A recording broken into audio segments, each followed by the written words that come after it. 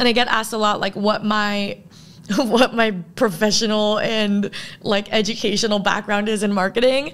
And big secret, well, not so big a secret because I own it really proudly, I have no degree in marketing. I have no degree in like what business strategy looks like. I graduated with a major in sociology, but I like skipped most of my classes. And I know that pisses a lot of people off, but like I wasn't a very good student. I still think we're deconstructing a lot of these things in our society that assume you have to jump through a certain number of hoops to get to this career that you want to be in, right? And, you know, to be honest, I think that that is very much the case when it comes to careers like being a lawyer or being a doctor, where I don't want someone giving me surgery if they haven't spent years and years in residency in learning and hands-on practice and learning from the best and, you know, not just watching Grey's Anatomy. But I think that when it comes to careers, whether it be in business or in nonprofits, yes, having maturity is so important. But what it takes to be a digital marketer, honestly, now that we're hiring for it with August, 10 out of 10 want to hire people who've grown up with social media. We have Finstas because we value spaces of being authentic. And we have Finstas because we want to be a little bit more unfiltered and a little bit less polished, or a lot less polished. And we love Cardi B because she posts content like it is her Finsta.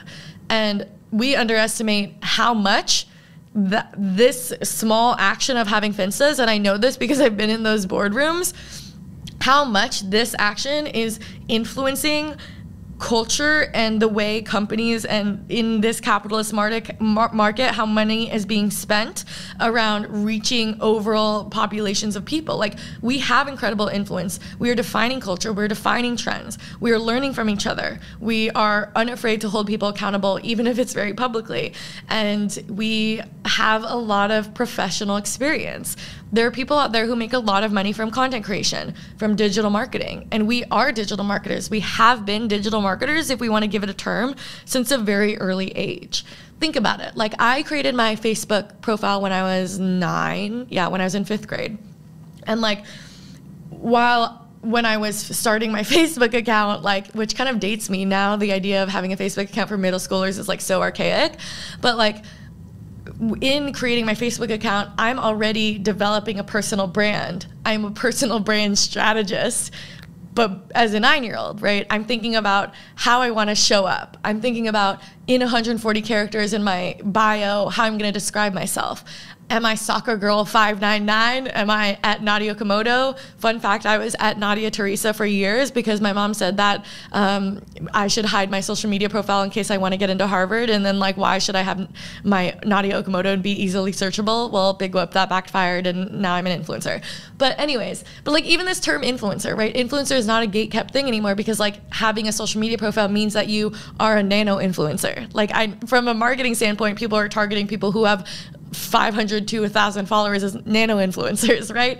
And I kind of laugh thinking about this because it is kind of crazy how much we underestimate ourselves as people who grew up with social media profiles. And look, not everyone's going to be a genius marketer. I'm not saying everyone should go into marketing. I'm just saying I think that we are entering a really exciting time in our lives where the world has to change in recognizing that the people who are most uniquely positioned to support in marketing efforts and in the success of companies, entertainment, pop culture, music, anything, are these young people who are further and further starting to identify as one with the metaverse, right? This digital world in which we, from a very early age, are thinking about how we brand ourselves and how we show up.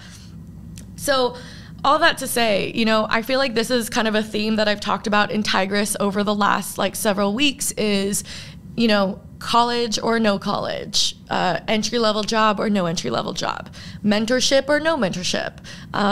You know, and I'm a big fan of mentorship, obviously, but I think that these are all questions that we should really be asking, and especially for like all my high school, college, recently graduated friends out there who are figuring out what they want to do in the next step of their lives, or are figuring out, like, with fear, like whether or not they have enough experience. I really think we have to take a step and remind ourselves, like, we are so incredibly privileged to live in a place where we have access to social media, to a smartphone, where the majority of people at the age of like 10 have a smartphone.